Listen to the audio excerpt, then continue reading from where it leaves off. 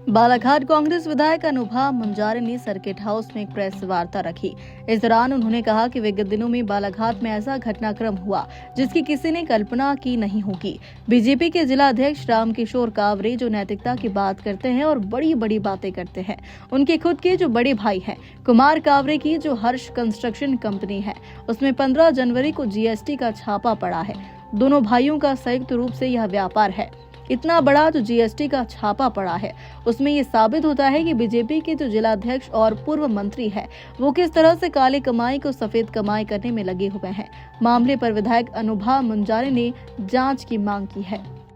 एक राजनेता के घर में, चाहे वो किसी भी दल का है, अगर जीएसटी का छापा पड़ रहा है तो हमारे बालाघाट जिला शर्मसार हो रहा है। बहुत शर्मनाक घटनाक्रम हुआ है ये, और इसलिए हुआ है कि इन्होंने ऐसा गलत काम किया है। इनकी राइस मिल आप देख लीजिए, यहाँ से आप टेकाड़ी की तरफ जाएंगे, पायली की तरफ जाएंगे, जो मेन जो प्राकृतिक नाला बहता है उस नाले को आधा इन्होंने कब्जा कर लिया। आप देख सकते हैं अभी भी जाके, मैं भी कल परसों वहाँ से निकली, मैंने फिर देखा उसको, तो उस पे इतना बड़ा इनका राइस मिल इनकी बन के तैयार हुई है जिसके बारे में आम व्यक्ति तो सोच भी नहीं पाएगा।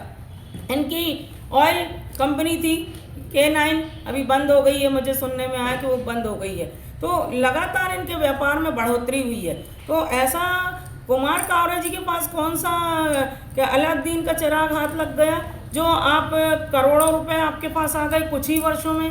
आज ऐसा कितना पैसा आपके पास कैसे आ गया, कहाँ से आ गया कि आप करोड़ों रुपए की कहना चाहिए जीएसटी चोरी करने लग गए।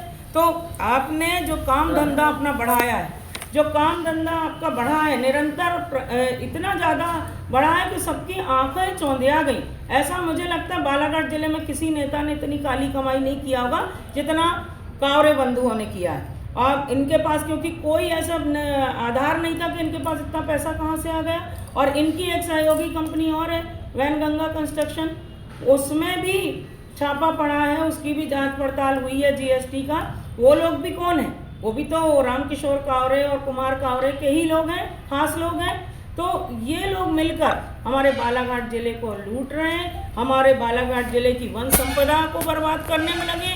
अगर प्राकृतिक नाला जो बह रहा था उसको अगर आपने उसके साथ छेड़छाड़ की तो ये भी जांच का विषय है, और इसके दस्तावेज में निकलवाऊंगी, क्योंकि वर्षों से मैंने देखा है कि वो जो नाला बहता था आज वो आधा नाले पे इनका राइस मिल बन के तैयार हो चुकी है। तो कुल मिला के ये जीएसटी का जो छापा पड़ा है, इससे साबित हो गया कि कावरे बंधु जो हैं उन लोगों ने काली कमाई को सफ़ेद करने के लिए इन्होंने कई काम धंधे अपने चालू किए हुए हैं। तो जिसके खुद के अंदर जो खुद का दामन दागदार जिसका हो, उसको दूसरे पे उंगली नहीं उठाना चाहिए।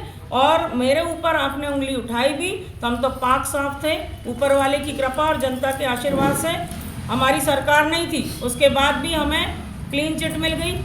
और जो अधिकारी लोग थे वो विवादास्पद थे, दोनों पति पत्नी, दोनों को ट्रांसफर करके यहाँ से हटाया गया।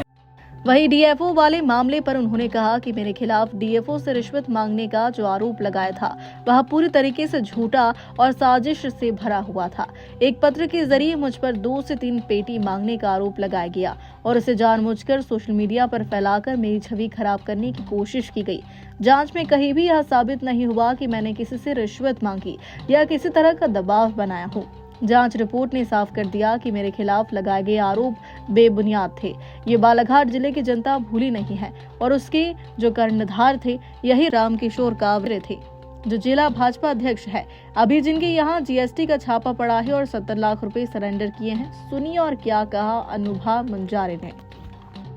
उनके साथ में श्रीमती मौसम हरिन खेड़े, उन्होंने मंच सजाया था बाबा साहब अम्बेडकर जी के चौक पर, और लांजी के 2 वर्तमान विधायक राजकुमार कर्राए आए थे यहाँ भाषणबाजी करने के लिए। वहाँ पर जो पूर्व विधायक हैं रमेश बटेर, वो भाषण करने आए थे।